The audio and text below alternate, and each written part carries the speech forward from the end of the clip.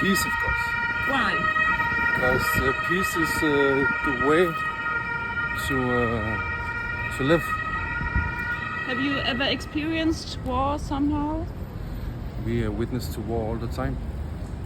So I haven't personally experienced any war.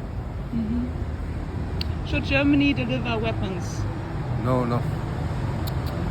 Why not? Because we're just escalating the conflict.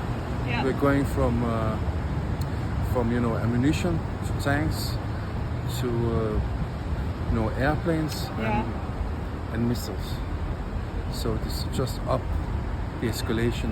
Yeah. Diplomacy is the way, and diplomacy and negotiation is the way. I think is the right way. Where do you come from? I live in Denmark. Ah, Copenhagen. okay. And what do you think about German politics? I think both my government and your government is wrong. Okay. And this is why I think, because if you look into really the facts of your agreements, you have to go back to after NATO established and after the First and Second World War. And when NATO was established, they said we will not move an inch to the Russia. But we are expanding all the time, and more countries are getting into NATO. So I can understand the way of the Russians. They think we are going to encircle them, and then they have to react. But that's not the only reason. The thing is that if you look into the Crimea agreement, and if you look into what was the reason for why Russia invaded, it was because of genocide from the Ukrainians towards, Russian ethnic groups in those places. So, we in the West, we want to be morally, like we are the best and we know everything.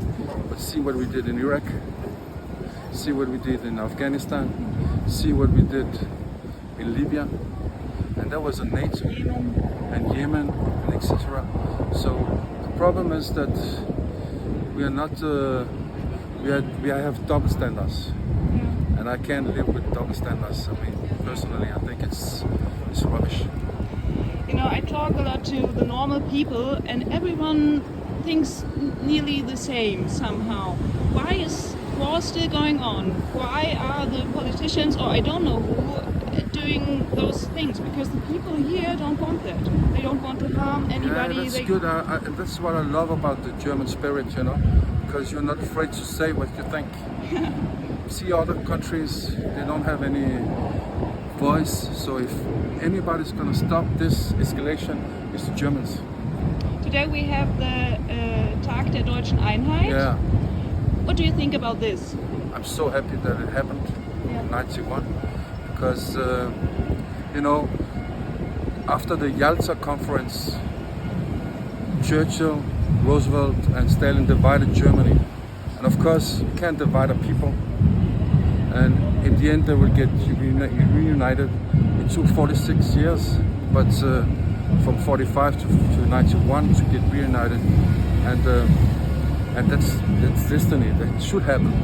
It's the same if you take like a perspective. You see this war. For me, it's first time in Berlin, and I've never seen this war before. There was between the people of Germany. If you take it and you take it to see what's happening in Palestine, Israel, Palestine, they are building the wall, and they are acting towards the Palestinians as the Nazis were acting against the Jews. So I think that's a problem. Yeah. It's a problem because we look at the other way around. We don't see it because of bad conscience, and we don't support enough the Palestinians to have their freedom. So I'm very upset about the things, how they're going in the world, and we know who's behind. We know who's behind Israel's way of suppressing people. It's apartheid. Sorry? It's an apartheid system. Yeah. So at the end of the day, they're not gonna succeed, because this wall will also be broken. now from here 10, 20, 50 years, you know, there has to be freedom, equal rights, and I don't see that over there, you know. So it's like we had bad conscience about what happened in the concentration camps and everything, and they still, you know, yes, that was wrong. We shouldn't do that to a people, Genesis. But you know, what are they doing now? What are they themselves doing now? So I'm not happy about the world situation and the way things are going. Yeah. So I think that you know, we have to change the way we think about, you know, world politics. Yeah. And we have to find, you know, a way to live together, everybody. You know? Yeah. And you see, it's not going in distance. It's not going towards peace. It's going towards more conflict, more war. What's the problem? Is it greed? Is it the money? Is it, I don't know, also, power? you know, of the, you know, it's you have a war economy as, you know, US. Then they need to have a war, so as to make, you know, the GDP go up and the economy going, so they can sell all these missiles and all these tanks and everything.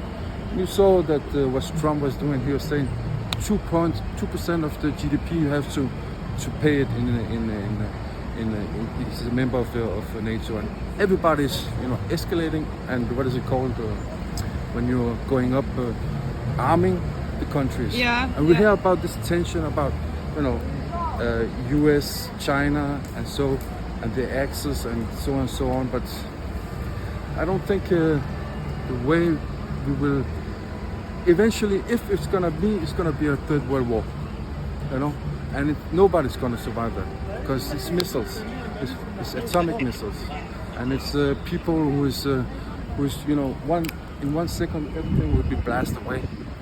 And the problem is that we think that Zelensky and Ukraine will win this war, but I don't think so. And nobody won over Russia. Napoleon, Wilhelm, everybody, nobody won against the Russians. So. And if it's going up, they will say, well, we have the missiles, we have the atomics. Yeah. So you shouldn't, you know, go escalating up. And I think the politicians, and especially, what is it called, her name, Ursula von der Leyen. Yeah. She's way out. Yeah. I'm sorry to say so, but you know, they don't see the fact that this is another war to win. Yeah, yeah. And they don't want to see it, they don't want to admit it. And they're just, you know, letting people try and getting this illusion that it's that eventually Russia will weaken. No, Russia will not weaken. They will be stronger. And they are already stronger. They are selling their oil to India, they are, you know, buying weapons from North Korea and so on and so on. So you shouldn't play around with a power like Russia in the sense that we are doing now. And behind the scenes, it's just, you know, America is far away. We're just close. Yeah, Europe, we are Europeans, we were so close. And they're just, you know, strengthening the marionettes towards what Europe can do. How long can we push it? And this is a situation that's so dangerous for us Europeans, you know. You see the Danes now, the government have a fund for Ukraine, a fund specially money for them, and they are buying up, you know, arsenals from Martin and Lockheed, you know, F-35 and so on and so. You know, I'm not so happy about it because, you know, I have children, I have a family, and I don't see that is any way there's gonna be peace, except if we sit down to the negotiation table and admit there should be some kind of autonomy in those places. And you know, it's so strange because Soviet Union was a